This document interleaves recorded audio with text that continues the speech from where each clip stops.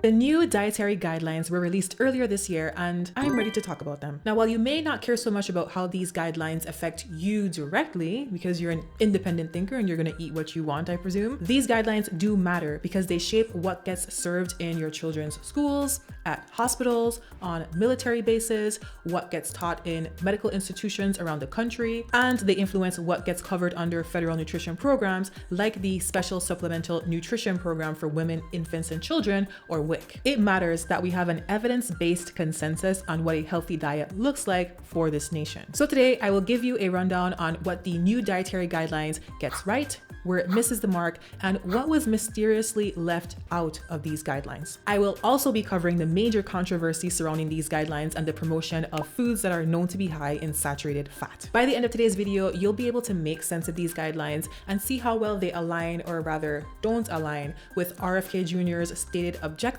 of making America healthy again. So first, let's start with the positives. I like the push for people to eat more real food and less processed food. It's an obvious one, but it bears repeating. Recent estimates show that up to 57% of total calorie intake for the average American comes from ultra-processed foods that are super high in sugar, salt, fat, additives, and that come in packaging that contain chemicals that have long-term effects that we still don't really understand. This is terrible, and it certainly plays a major role in the current chronic disease epidemic that we are facing in this country. I also like the push to reduce the intake of chemical additives. I agree, there needs to be more monitoring of these additives that are being used both in the foods themselves and in the packaging, and more high-quality research. This is something that I went into more detail on my video on artificial colors, and I have a blog post for that as well. I will link everything for you down below. You can find all references for this video, by the way, down there as well. Now, on the topic of milk, everyone is going crazy over this new push for whole milk.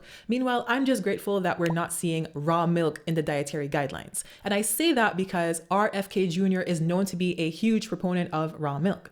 Back in October of 2024, he actually put out this tweet stating that raw milk was being aggressively suppressed by the Food and Drug Administration, or the FDA, and that he was going to put an end to it. Fortunately, he has been unsuccessful so far, but we have 3 more years to go and anything can happen. Just as a reminder, raw milk is associated with a higher risk of outbreaks, illnesses, hospitalizations, and deaths than pasteurized milk. It does not have more probiotics, does not cure lactose intolerance, does not have significantly more nutrients, and is not worth risking your life over. For details on that, you can check out my video and the blog post I did on that topic as well. Now, here is where I disagree with the guidelines. In the guidelines, it is recommended to limit unhealthy fats and to focus instead on butter, beef tallow, and olive oil. It's starting to smell like we're gonna see some anti-seed oil rhetoric here, which is not surprising. That's something else that RFK Jr. has been putting out there. And I said, I don't have anything against fast food. I'm against food that has seed oils. When I was a kid, McDonald's was made with tallow fat.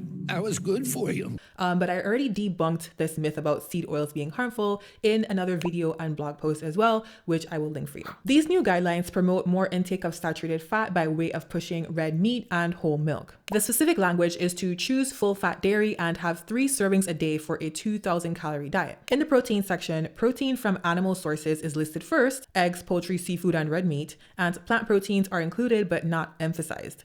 Even in the image of the new pyramid, you can see this big slab of red meat, ground beef, a whole chicken, salmon, eggs, and the nuts and beans are really small. And this is not about scale. Look at the size of this broccoli compared to the chicken. You know, as I have said in previous videos, saturated fat is fine to consume, but you do need to make sure that you're not having too much of it. The previous dietary guidelines did include a recommendation to limit intake of saturated fat to less than 10% of total calories. Now, these new dietary guidelines do include the same language, the same recommendation, but the actual food portion recommendations that they're putting out there don't align with that and actually encourage people to consume excess saturated fat. Allow me to prove that to you with a little exercise. 10% of calories from saturated fat for a 2,000 calorie diet is equivalent to 22 to 23 grams of saturated fat per day. So if you have 3 servings of full fat milk, that alone provides 13.5 grams. Now let's say with breakfast you have toast with 1 tablespoon of full fat butter. There you have 6.5 grams. At lunch, you might have a 4-ounce ribeye steak with some potatoes and broccoli. That steak provides 9 grams of saturated fat. So far that's 13.5 plus 6.5 plus 9 equals 29 grams, which is already well over the daily limit, and this doesn't even include 3 full meals for the day. Just the prescribed servings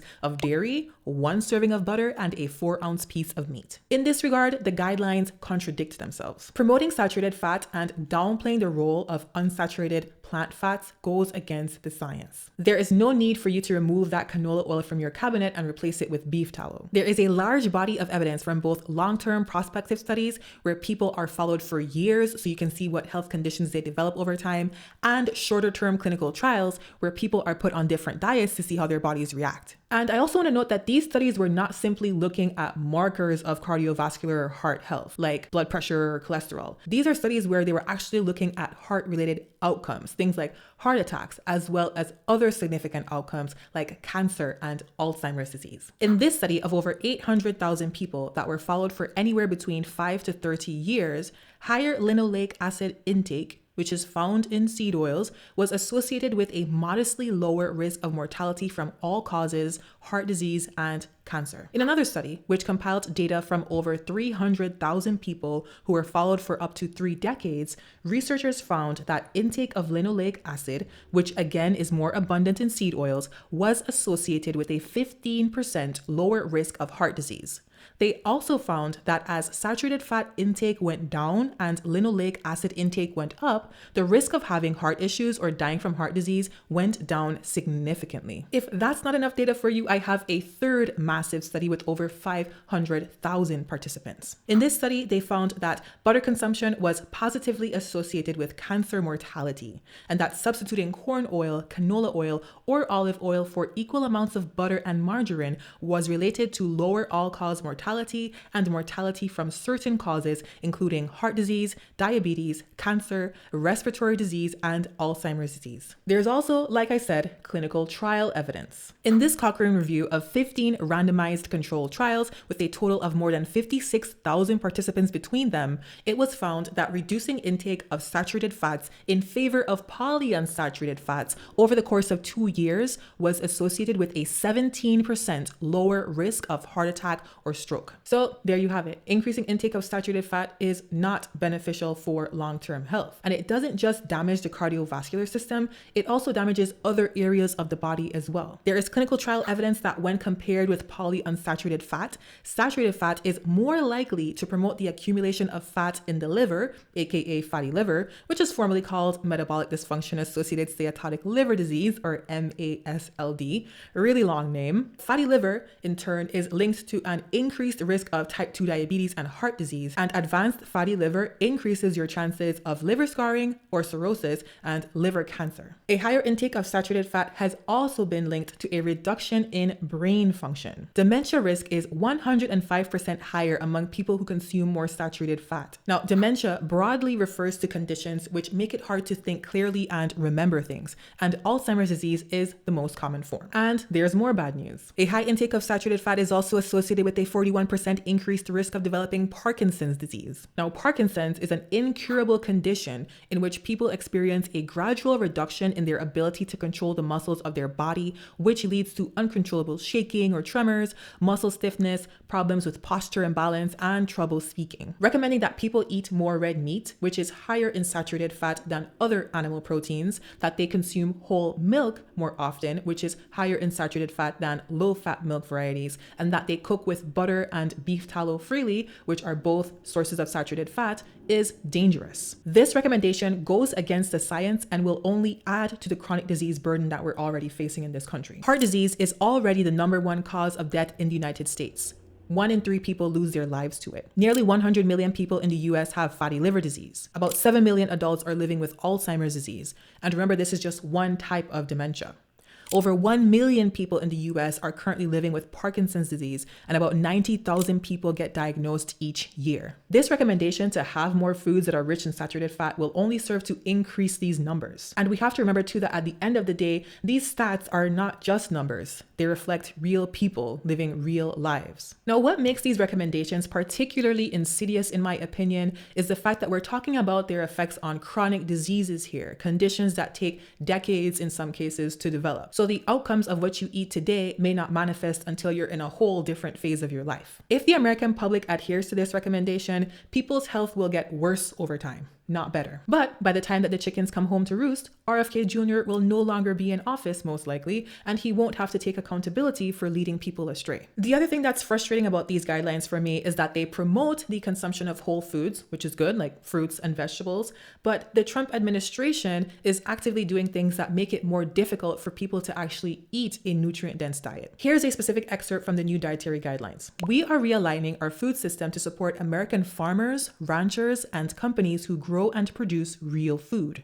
And the Trump administration is working to ensure all families can afford it. I'm going to get a little bit away from nutrition science for a moment and get into nutrition policy, and that's just because this stuff matters. This is the context in which people make decisions about their day-to-day lives, including what they're going to eat every day and what they're going to feed their families. The guidelines can be perfect, but if they're not supported by policies that make it easier for people to actually eat this way, then they end up being kind of useless. A person can't be expected to eat 5 servings of fruits and vegetables every day if the country that they're living in can't produce enough, or they don't have access to those fruits and vegetables, or they can't afford them, or they simply aren't paid enough to be able to afford a nutritious diet. Do you see what I mean? Now, I'm going to mention just 4 things that our current administration has been doing that works against these guidelines to eat real food. Some of these you may already know about because they have been in the news for months now, but there are others that have not been covered as much, and I really think that they need to be talked about. One is the tariff wars. 2 is the intense promotion of mass deportation by U.S. Immigration and Customs Enforcement, better known as ICE. 3 is changes to federally funded programs which reduce the amount of funds available for those who need it the most. And 4 is pay reductions and the erosion of workers' rights. Now, starting with number 1. We all remember the chaos of Trump's unprecedented tariffs, right? According to the Economic Policy Institute, average effective tariff rates jumped from 2.4% to a peak of 28% and is currently sitting at 17% as of January 2026. As of the time of the making of this video, grocery prices in America are still not particularly great. According to PolitiFact, grocery prices overall are up by 2% compared to January of 2025. It is worth noting that the prices of some items did fall after 1 year under Trump, such as eggs, but overall, on average, grocery prices are up. Beef, coffee, and certain fruits and vegetables all had really high tariffs placed on them, which backfired, but fortunately those tariffs were reversed at the end of last year. Okay, on to topic number 2. You might be wondering, what could ICE have to do with nutrition? Don't worry, I'll explain. Intense promotion of mass deportation by ICE has been linked to higher food prices too, mainly because of the impact of these raids on farm workers and their families. An estimated 42% of farm workers working in the crop agriculture sector are unauthorized to work in the US. As a consequence of the heightened frequency of raids last year, many farm workers opted to stay home in order to avoid having to interact with ICE. This report from El País details how the fear of detention has led even those with authorization to work in the US to not leave their homes, which is logical because profiling is a real thing. Some farm workers have opted to relocate to more immigrant-friendly states like California, leaving other states that aren't as immigrant-friendly but still depend on immigrant labor with worker shortages. Workforce shortages in the agricultural sector can have a huge impact even if they only last for a couple of days, because when crops are ready to be harvested, they need to be harvested on a certain schedule. And there are certain crops that simply cannot stand to be out in the sun for even an extra day or 2, or they'll go bad and you just end up wasting a ton of food. And for what it's worth, it's not just me saying this. According to the American Business Immigration Coalition, there is a growing disconnect in national policy such that while consumers are encouraged to choose more farm-fresh, nutritious foods, America's agricultural sector faces labor shortages that threaten our ability to meet this demand and risk higher grocery bills for American families. So there you have it, straight from the mouths of people who are actually in this industry. Now, the Trump administration has gone back and forth about whether or not farm workers would be targeted in ICE raids. In July of 2025, Agriculture Secretary Brooke Rollins declared that the promise to America to ensure that we have a 100% American workforce stands, underscoring the Trump administration's push for deportations with no amnesty. And her idea was, instead of having immigrant farm workers do this work, we could just have robots and able-bodied adults on Medicaid do the work instead. Never mind what the data shows about the willingness of the typical American citizen to do this type of hard labor. Has expressed concerns about how mass deportations would affect the farm industry. Do you have concerns on this front? And are you hearing about some of these top conservatives saying that there's a push for amnesty for this workforce? I appreciate you bringing that up. There's been a lot of noise in the last few days and a lot of questions about where the president stands in his vision for farm labor. The first thing I'll say is the president has been unequivocal that there will be no amnesty. And I think that's very, very important. I and the rest of our cabinet certainly support that, effectuate that, and make sure that happens every single day. The second thing, to your question about mass deportations, the president and I have spoken about that once or twice, and he has always been of the mindset that at the end of the day, the promise to America to ensure that we have a 100% American workforce stands, but we must be strategic in how we are implementing the mass deportation so as not to compromise our food supply. Ultimately, the answer on this is automation, also some reform within the current governing structure. And then also when you think about, there are 34 million able-bodied adults in our Medicaid program. There are plenty of workers in America, but we just have to make sure we're not compromising today, especially in the context of everything we're thinking about right now. So no amnesty under any circumstances. Mass deportations continue, but in a strategic and intentional way as we move our workforce toward more automation and toward a 100% American workforce. Now, by the fall of 2025, agricultural workplace raids did slow down. However, as of the time of the making of this video, raids are still ongoing in major cities in the United States. On top of that, we don't really have a way to measure what the long-term impacts of these ongoing raids are on the feelings of safety among immigrant communities in this country. How this will affect domestic food production and food costs in the long run is to be seen. Now onto my third point, how federal funding to make healthy foods more affordable for low-income Americans was slashed in more ways than one. You remember, I'm sure, the passage of the One Big Beautiful Bill Act that was signed into law last year, July 4th, 2025. This is something that I covered as well in my video on SNAP funding cuts, and I have a blog post on that as well. Those will be linked. But in short, the Big Beautiful Bill actually removed funding for nutrition education through the SNAP program that was known as SNAP Ed. The SNAP Ed program was designed to complement the SNAP program and really reinforce the importance of making healthy food choices even when you're working with limited funds. The program funded initiatives that were proven to help people make better lifestyle choices, such as reducing their intake of sugar-sweetened beverages, eating more fruits and vegetables, and actually reading labels of foods when they shop. There is even evidence of SNAP Ed funding programs leading to better health outcomes. For example, there was one study that was done among Black Americans living in the Deep South where they were able to produce significant reductions in people's BMI, markers of inflammation, and cholesterol after a 12-week intervention. But the Trump administration decided that this wasn't important enough and funds for SNAP Ed were cut. Another change that was included in the Big Beautiful Bill that could diminish the ability of low-income Americans to afford nutritious foods was a change in the way that the SNAP program gets funded. For the SNAP program to function, it requires not just funding for the food that people buy, but also for the administrative costs of keeping everything organized and running. Prior to the Big Beautiful Bill, the federal government covered all of the food costs and half of the administrative costs across states. Here's what changed. The Big Beautiful Bill requires states to cover up to 15% of the cost of SNAP payments every month and 3/4 of the administrative costs. Now, here's a caveat. States are still able to get full funding for food costs if they're able to maintain an error rate of under 6% for the funds that get disbursed to SNAP recipients. However, states who are above this error rate will have to pay anywhere between 5 and 15% of the food costs. This makes the program less expensive for the federal government, but more expensive for individual states, which could lead some states to reduce the amount of money that gets disbursed through SNAP. Now, some of these changes will not take effect until 2030, so the effect of this shift in cost sharing between the federal government and local state governments remains to be seen. In any case, the blows to low-income Americans do not stop there. Funding for the Emergency Food Assistance Program, which delivered domestically produced fruits and vegetables, meat, eggs, and dairy to food banks across the nation, was slashed by $500 million by the Trump administration, causing a major disruption in the lives of people who depend on food assistance to get by. This program is designed to transfer surplus foods from farmers to people who need it the most. Yet, it was not seen as valuable enough by the Trump administration. The children of this country have not been spared by these cuts either. While RFK Jr. has been very vocal about the need to make sure that we are feeding kids in particular healthy, nutritious foods that don't make them sick, the actions of the Trump administration have been in direct opposition to that mission. The USDA canceled $1 billion in funding for the Local Food for Schools Cooperative Agreement Program and the Local Food Purchase Assistance Cooperative Agreement Program. These programs supported the purchasing of locally harvested produce and meat from American farmers by food banks and schools. Now, schools will have a harder time not just affording healthy food in general, but healthy food that was locally produced by American farmers. The Trump administration also attempted to decimate the fruit and vegetable budget of the WIC program. The 2025 fiscal year budget included a pulling back on $391 million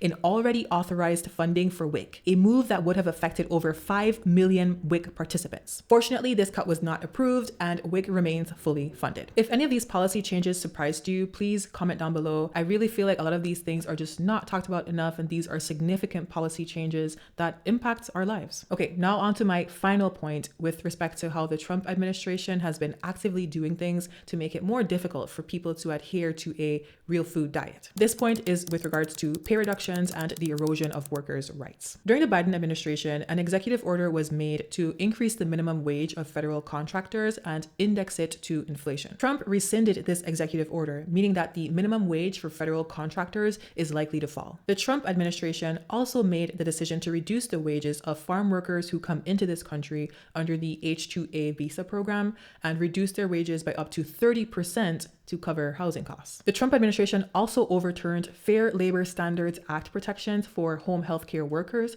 leaving them without eligibility for overtime pay or minimum wage protections. Lastly, Trump issued an executive order which blocked collective bargaining rights for workers at dozens of federal agencies, among them the Environmental Protection Agency, or EPA, the Department of Veterans Affairs, or the VA, and the National Aeronautics and Space Administration, or NASA. Fortunately, this attack on federal unions was overturned this past December. Who was not protected in this reversal, however, are workers of the Transportation Security Administration, or TSA, whose union contract was terminated by the Department of Homeland Security. All of these things which affect affordability, access, safety, and wages make it more difficult for people to adhere to healthy diets. It's those pesky social determinants of health again. You can promote these shiny new dietary guidelines and say that you're all about making America healthy again, but as the old saying goes, actions speak louder than words. Now, let's get back into nutrition science and talk about what was left out of the dietary guidelines that really should have been included. Based on data published in the previous dietary guidelines, Americans already consume enough meat, and their saturated fat intake already surpasses that recommended limit of 10% of total calories. Telling people to be more liberal with their intake of red meat and whole milk and butter is only going to put them further past that limit, even if that language to stick to 10% of calories is still in the guidelines. There's an incongruence in these guidelines that is at best confusing and at worst harmful. Meanwhile, only a small fraction of Americans actually meet the recommended guidelines for intake of plant proteins. This is where the focus really should be. Like I mentioned previously, the protein recommendations in these guidelines emphasize animal protein over plant protein, both in the way that things are listed and also in the imagery that's used. However, what the data supports is that people really need to be eating more plant proteins, so more specifically, beans, legumes, nuts, and seeds. Eating 3 to 4 servings of beans has been shown to reduce the risk of heart disease. And by the way, 1 serving is about half a cup of cooked beans. In a meta-analysis or combination study of 36 randomized clinical trials where researchers compared the effects of red meat versus plant proteins on heart health, plant proteins were shown to be more effective at lowering total and LDL, aka bad cholesterol. Plant proteins are rich in antioxidants, fiber, and unsaturated fats, and they're also free of saturated fat, making them ideal for heart health. Yet, the current dietary guidelines put plant proteins in the back seat. All in all, the new dietary guidelines have some good elements, like the emphasis on whole foods and a clear stance on the harmful effects of highly processed foods, but it does also include contradictory information when it comes to fats. Furthermore, they downplay the beneficial impacts of plant proteins like beans while emphasizing meat when Americans already consume enough of the latter. People make choices based on the environment in which they live, not in a vacuum. So the actions of the Trump administration, which have made healthy food less accessible, such as higher food prices due to unprecedented tariffs, aggressive ICE operations, less funding for schools and food banks to obtain food from local farmers, less funding for nutrition education, and lower funding for H-2A farm workers do not align with the supposed goal of making America healthy again. But anyway, that brings me to the end of today's video. If you learned anything new, please feel free to share the video, give it a like, comment down below what you learned, and subscribe for more content like this. Remember that I also have a blog, so every video that you see on this channel does get turned into a blog post. So if you ever want to follow up on something that I cover on this channel in a readable version, that is available for you as well. And as usual, all references will be linked down below. Take care.